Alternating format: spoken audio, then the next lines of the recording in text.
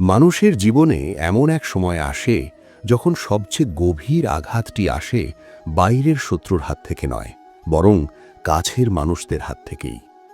যারা বিশ্বাসের জায়গায় ছিল, ভালোবাসার জায়গায় ছিল, তারাই কখনো কখনো সবচেয়ে বেশি ক্ষতি করে। এই প্রশ্ন তখন মানুষের মনে ঘুরপাক খায়, আমি কি করব? প্রতিশোধ নেব, না চুপ করে সহ্য করব, নাকি নিজেকে ভেঙে পড়তে দেব? ঠিক এই জায়গাতেই শ্রীমদ্ ভগবদ্ গীতা এক আশ্চর্য আলো জ্বালায়, যা শুধু ধর্মগ্রন্থের আলো নয়, বরং জীবনের বাস্তব পথ চলার আলো। সোমনাথ বাস চ্যানেলের মাধ্যমে আজ আমরা সেই আলোতেই তাকাব, যারা তোমার ক্ষতি করছে তাদের সম্পর্কে গীতা আসলে কি বলে। গীতা কখনোই মানুষের যন্ত্রণাকে অস্বীকার করে না। গীতা বলে না যে আঘাত লাগবে না, কষ্ট হবে না, চোখে জল আসবে না, বরং গীতা স্বীকার করে নেয় এই সংসার দুঃখের ক্ষেত্র, সংঘাতের ক্ষেত্র, পরীক্ষা নেওয়ার ক্ষেত্র। কিন্তু গীতা আমাদের শেখায় কষ্টের ভেতরে দাঁড়িয়ে কিভাবে নিজেকে হারানো ছাড়াই বেঁচে থাকা যায়। যারা তোমার ক্ষতি করছে তারা আসলে তোমার জীবনের এক কঠিন পাঠের অংশ। এই কথাটা গীতা খুব গভীরভাবে বুঝিয়ে দেয়। গীতার দৃষ্টিতে মানুষ মূলত আত্মা। শরীর, নাম, পদ, সম্পর্ক সবই সাময়িক। যখন কেউ তোমার ক্ষতি করে, সে আসলে তোমার শরীর, তোমার মানসিক অবস্থান, তোমার সামাজিক পরিচয়কে আঘাত করে। কিন্তু তোমার আত্মাকে সে স্পর্শ করতে পারে না, যদি না তুমি নিজেই তাকে সেই ক্ষমতা দাও। গীতা বলে আত্মা অভিন্নশ্বর, অচ্ছেদ্য, অদাহ্য। তাই যারা তোমার ক্ষতি করছে তারা আসলে তোমার চিরন্তন সত্তার কিছুই করতে পারছে না। এই উপলব্ধি মানুষকে ভিতর থেকে শক্ত করে। আমরা যখন ক্ষতিগ্রস্ত হই, তখন আমাদের প্রথম প্রতিক্রিয়া হয় রাগ। রাগের সাথে আসে ঘৃণা, প্রতিশোধের আগুন। গীতা এখানে খুব স্পষ্ট। রাগ মানুষের বুদ্ধি নাশ ঘটায়। রাগ জন্মায় অসম্পূর্ণ আকাঙ্ক্ষা থেকে। আর সেই রাগ যখন আমাদের নিয়ন্ত্রণ নেয়, তখন আমরা এমন কাজ করি যার ফল ভোগ করতে হয় আমাদেরই। যারা তোমার ক্ষতি করছে তাদের জন্য যদি তুমি রাগে পুড়ে যাও, তবে আসলে ক্ষতি আরও বাড়ে। কারণ তখন তারা শুধু তোমাকে আঘাতই করেনি, তারা তোমার অন্তরের শান্তিও ছিনিয়ে নিয়েছে। গীতা কখনোই বলে না যে অন্যায়ের কাছে মাথা নত করো, বরং গীতা বলে ধর্মের পথে দাঁড়িয়ে নিজের কর্তব্য পালন করো, কিন্তু ব্যক্তিগত আক্রোশ থেকে নয়।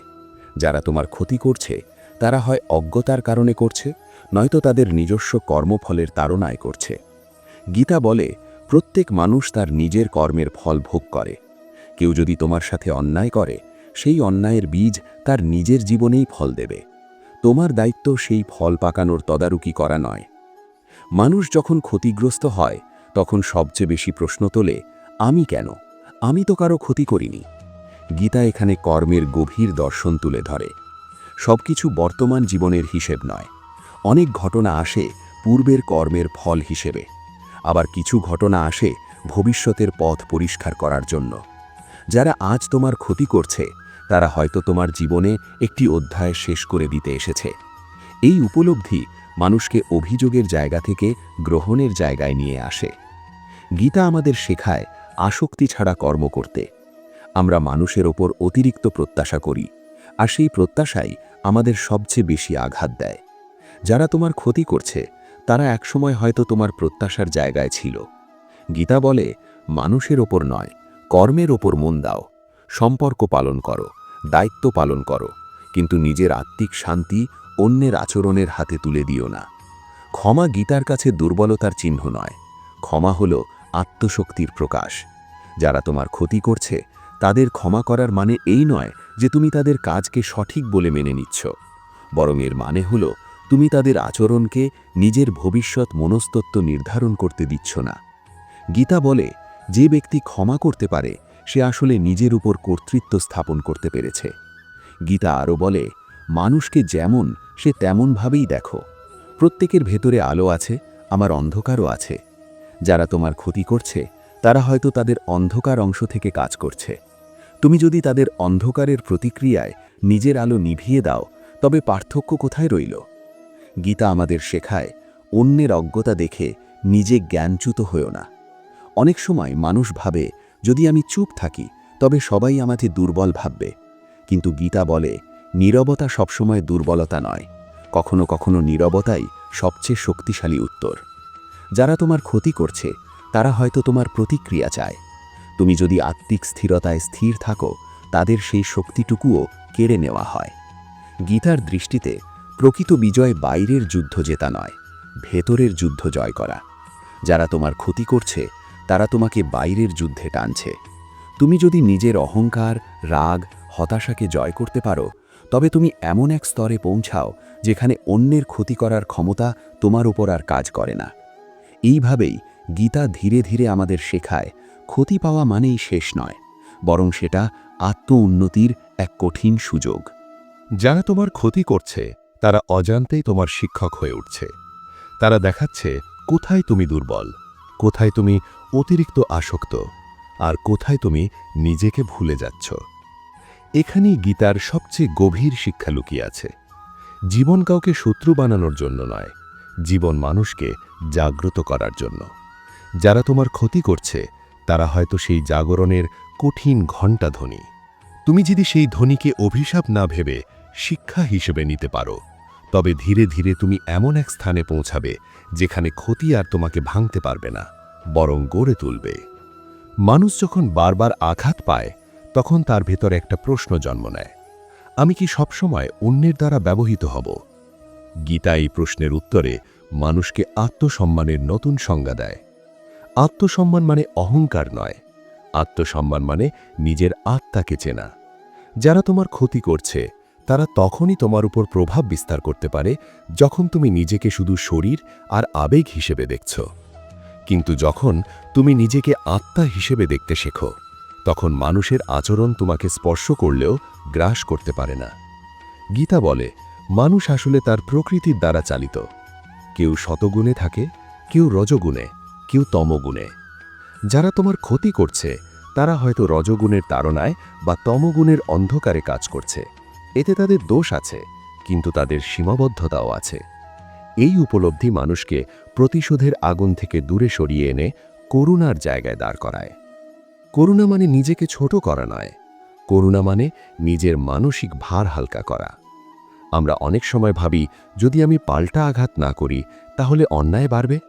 কিন্তু গীতা শেখায়, অন্যায়কে প্রতিরোধ করতে হবে ধর্মের শক্তিতে, ব্যক্তিগত ঘৃণায় নয়। যারা তোমার ক্ষতি করছে তাদের বিরুদ্ধে দাঁড়ানো প্রয়োজন হতে পারে, কিন্তু সেই দাঁড়ানো যেন হয় শান্ত, বুদ্ধি দিয়ে নয়, উত্তেজিত মন দিয়ে। উত্তেজিত মন নিজের ক্ষতিকে আরও গভীর করে। মানুষের জীবনে সবচেয়ে বড় যন্ত্রণা আসে প্রত্যাশা ভাঙা থেকে। আমরা ভাবি, এই মানুষটা অন্তত এমন করবে না। গীতা এখানে খুব নির্মম সত্য বলে, এই সংসারে কেউই তোমার কল্পনার মতো হওয়ার প্রতিশ্রুতি দেয়নি। প্রত্যেকে নিজের বোঝা নিয়ে হাঁটছে। যারা তোমার ক্ষতি করছে তারা হয়তো নিজের ভাঙা অংশ দিয়েই তোমাকে আঘাত করছে। এই সত্যটা বুঝতে পারলে হৃদয়ের অনেক ভার নেমে যায়। গীতা আমাদের শেখায় অনাসক্তির পথ। অনাসক্তি মানে সম্পর্ক ছিন্ন করা নয়, অনুভূতি দমন করা নয়। অনাসক্তি মানে ফলের প্রতি অন্ধ মোহ না রাখা। তুমি যদি মানুষের কাছ থেকে শুধু ভালোই আশা করো, তবে তুমি তাদের মানুষ হিসেবে দেখছ না, নিজের কল্পনার চরিত্র হিসেবে দেখছ। আর সেই কল্পনা ভাঙলেই কষ্ট বাড়ে। গীতা বলে, কর্ম করো, ভালোবাসো, দায়িত্ব নাও, কিন্তু ফলের ভার নিজের কাঁধে নিও না। যারা তোমার ক্ষতি করছে তাদের আচরণ তোমাকে নিজের ভেতর তাকাতে বাধ্য করে। তুমি কি অতিরিক্ত নির্ভরশীল হয়ে পড়েছ? তুমি কি নিজের সীমা স্পষ্ট করনি? গীতা আমাদের শেখায় সীমার গুরুত্ব। ক্ষমাশীল হওয়া আর নিজেকে বারবার আঘাতের জায়গায় ঠেলে দেওয়া এক জিনিস নয়। আত্মজ্ঞান মানে নিজের সীমা চেনা এবং প্রয়োজনে দৃঢ় থাকা। অনেক সময় মানুষ ভাবে গীতা শুধু সহ্য করতে শেখায়। আসলে গীতা সহ্য করতে নয়, স্থির থাকতে শেখায়। সহ্য করার ভেতরে যদি আত্মদহন থাকে তবে সেটা গীতার পথ নয়। গীতা চায় তুমি এমন এক স্থিরতায় পৌঁছাও যেখানে অন্যের কথায়, কাজে, আচরণে তোমার ভেতরের কেন্দ্র নড়ে যায় না। যারা তোমার ক্ষতি করছে তখন তারা আর তোমার জীবনের নিয়ন্ত্রক থাকে না। গীতা আরও বলে, মানুষের কোটি বিদ্বেষ পুষে রাখলে সে বিদ্বেষ প্রথমে তোমাকেই পড়ায়। যারা তোমার ক্ষতি করেছে তারা হয়তো ইতিমধ্যে এগিয়ে গেছে, কিন্তু তুমি যদি সেই স্মৃতি আঁকড়ে ধরে রাখো তবে তুমি প্রতিদিন নতুন করে সেই ক্ষতকে জাগিয়ে তুলছ। ক্ষমা এখানে মুক্তির রাস্তা। ক্ষমা মানে ভুলে যাওয়া নয়, ক্ষমা মানে বোঝা নামিয়ে রাখা। জীবনের পথে চলতে গিয়ে গীতা আমাদের বারবার মনে করিয়ে দেয়, সবাই তোমার সঙ্গে থাকবে না। কেউ আসবে, কেউ যাবে, কেউ শিক্ষা দেবে, কেউ ক্ষত দেবে। যারা তোমার ক্ষতি করছে তারা হয়তো তোমার জীবনের একটি অধ্যায় বন্ধ করার সংকেত। সেই সংকেতকে যদি তুমি গ্রহণ করতে পারো, তবে অপ্রয়োজনীয় সম্পর্কের ভার থেকে তুমি মুক্ত হতে পারো। গীতা আত্মনির্ভরতার কথা বলে। মানুষ যত বেশি নিজের ভেতরের শক্তির ওপর দাঁড়াতে শেখে, তত কম সে অন্যের দ্বারা ভাঙে। যারা তোমার ক্ষতি করছে তারা আসলে তোমাকে দেখিয়ে দিচ্ছে এখন সময় এসেছে নিজের ভেতরের আশ্রয় খুঁজে নেওয়ার।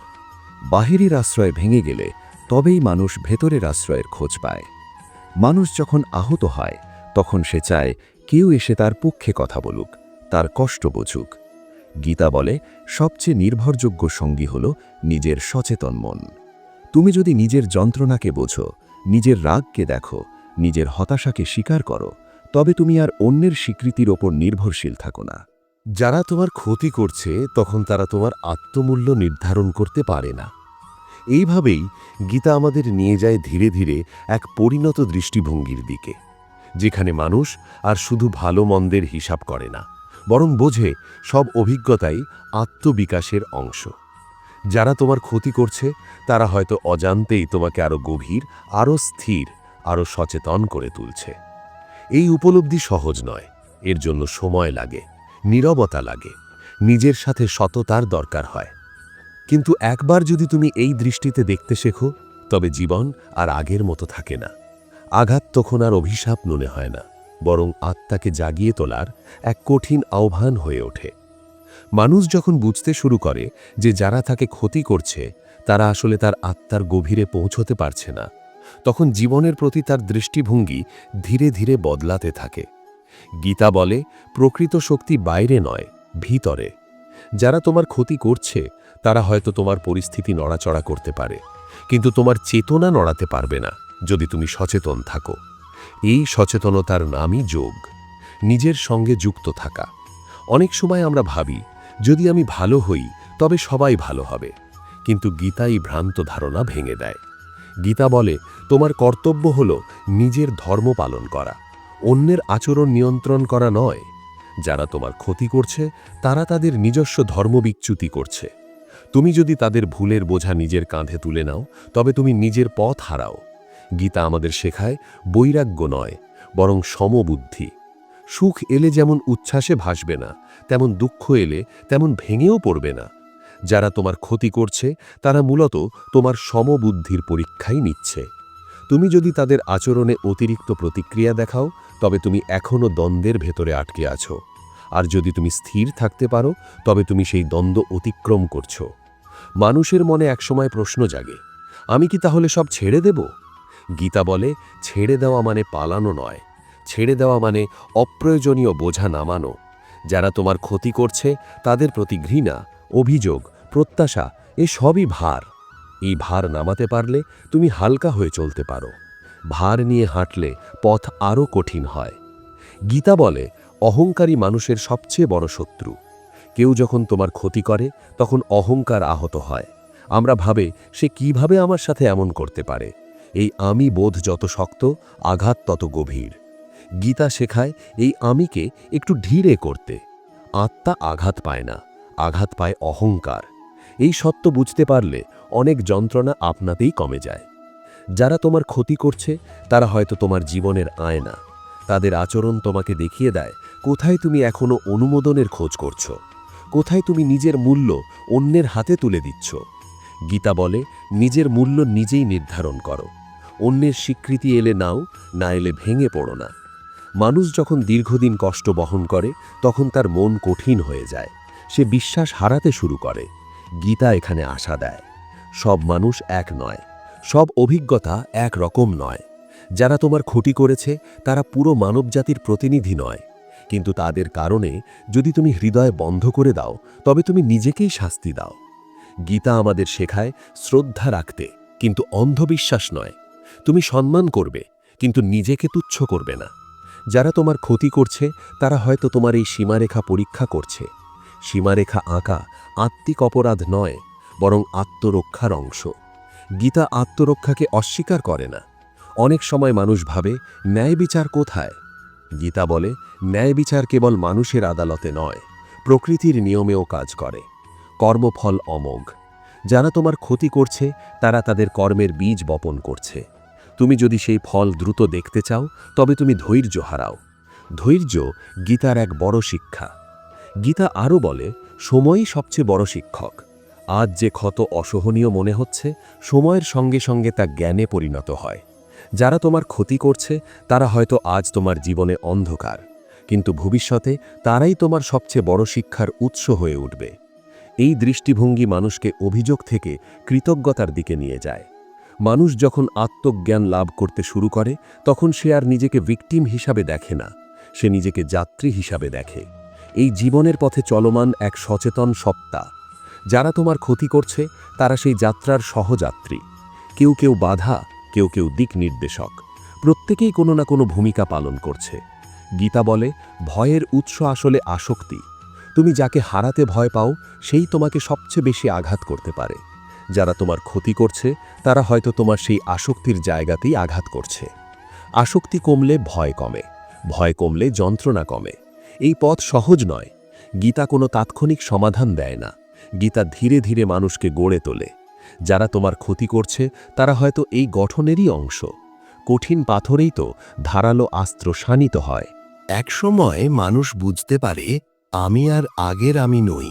আমি আরও সচেতন, আরও শান্ত, আরও গভীর। তখন সে ফিরে তাকায় এবং দেখে যারা তাকে ভেঙে দিতে চেয়েছিল তারাই তাকে শক্ত করেছে। এই উপলব্ধি অহংকার নয়, এটি কৃতজ্ঞতা। কারণ জীবন যা কিছু দেয় সবই শেষ পর্যন্ত জাগরণের দিকেই নিয়ে যায়।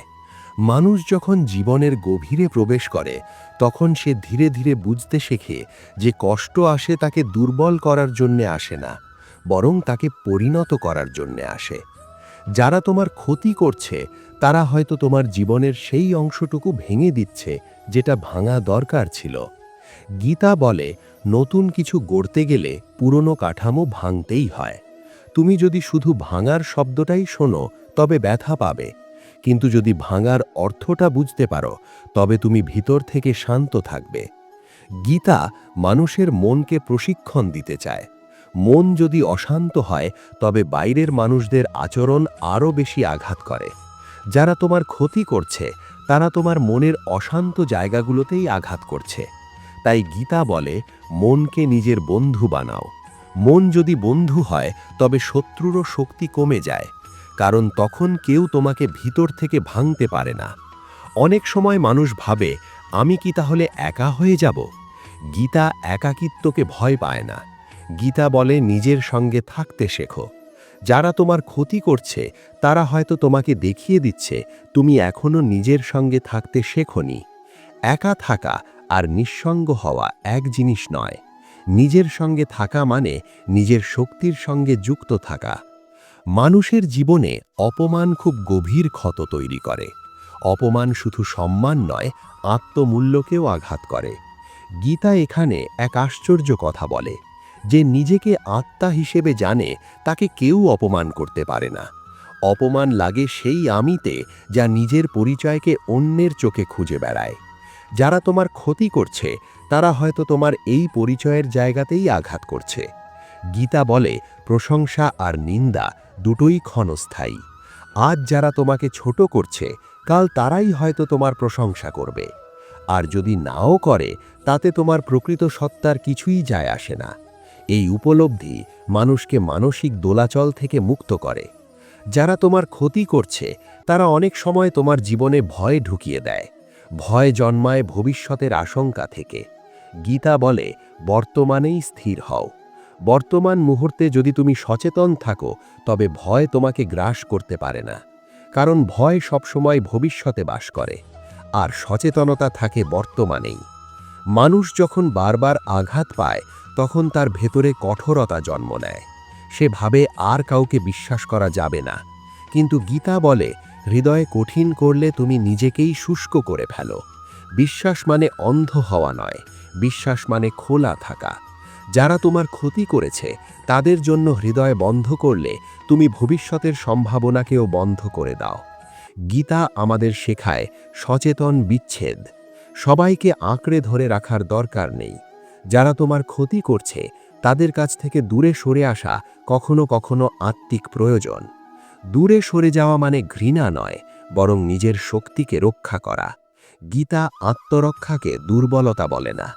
মানুষের জীবনে অনেক সময় আসে যখন সে বিচার চায়। সে চায় কেউ বলুক তোমার সাথে অন্যায় হয়েছে। গীতা বলে এই স্বীকৃতি যদি বাইরের মানুষদের কাছ থেকে নাও পাও, তবে নিজের কাছ থেকে পাও। নিজের যন্ত্রণাকে অস্বীকার করো না, কিন্তু সেই যন্ত্রণাকে নিজের পরিচয় বানিয়েও ফেলো না। যারা তোমার ক্ষতি করছে তারা অনেক সময় তোমাকে থামিয়ে দিতে চায়। তাদের কথায়, আচরণে, অবহেলায় তোমার গতি কমে যায়। গীতা বলে নিজের পথ থামিও না। কেউ যদি তোমার প্রতি অন্যায় করে তার মানে এই নয় যে তুমি নিজের কর্তব্য থেকে সরে যাবে, বরং আরও সচেতনভাবে নিজের পথে চলাই হল গীতার শিক্ষা। গীতা কর্মযোগের কথা বলে, কাজের মধ্যে ডুবে থাকো কিন্তু অহংকার ছাড়া।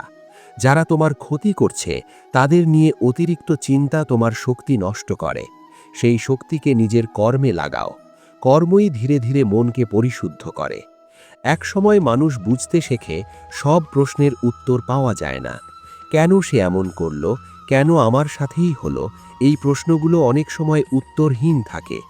গীতা বলে সব প্রশ্নের উত্তর দরকার নেই, কিছু প্রশ্ন ছাড়তে শেখাই মুক্তি। যারা তোমার ক্ষতি করছে তারা হয়তো তোমার জীবনে দীর্ঘস্থায়ী থাকবে না, কিন্তু তাদের প্রভাব যদি তুমি নিজের ভেতরে ধরে রাখো তবে তারা চলে গিয়েও থেকে যাবে। গীতা বলে প্রভাব ছাড়তে শেখো। স্মৃতি থাকবে, শিক্ষা থাকবে, কিন্তু ভার থাকবে না।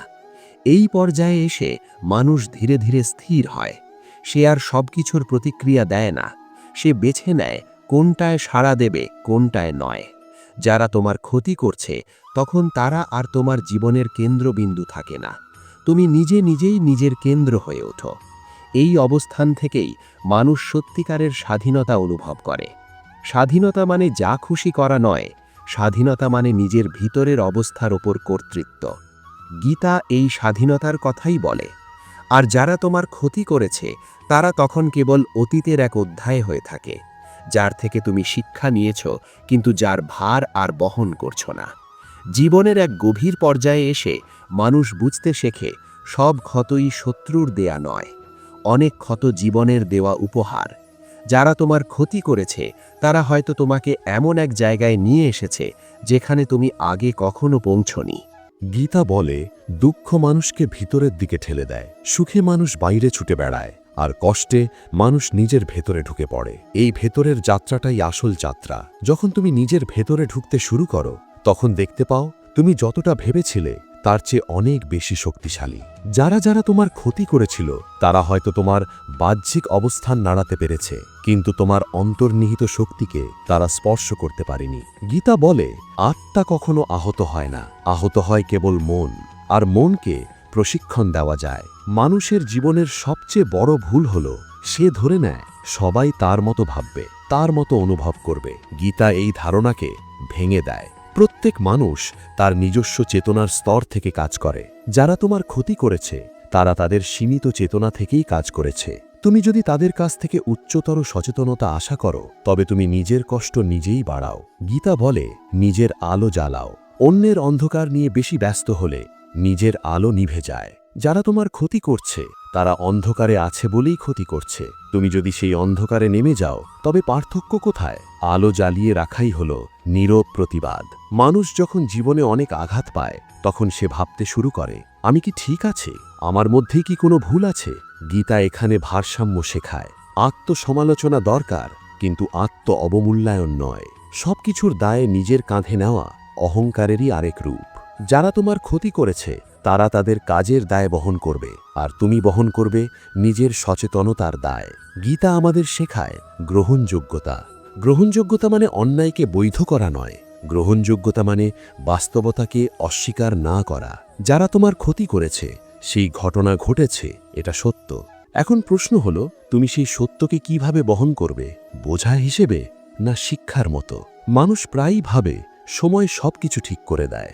গীতা বলে, সময় নয়, সচেতনতা সবকিছু বদলায়। যারা তোমার ক্ষতি করেছে তাদের স্মৃতি সময়ের সাথে মোলান হতে পারে, কিন্তু যদি তুমি সচেতন না হও তবে সেই স্মৃতি নতুন নতুন রূপে ফিরে আসবে।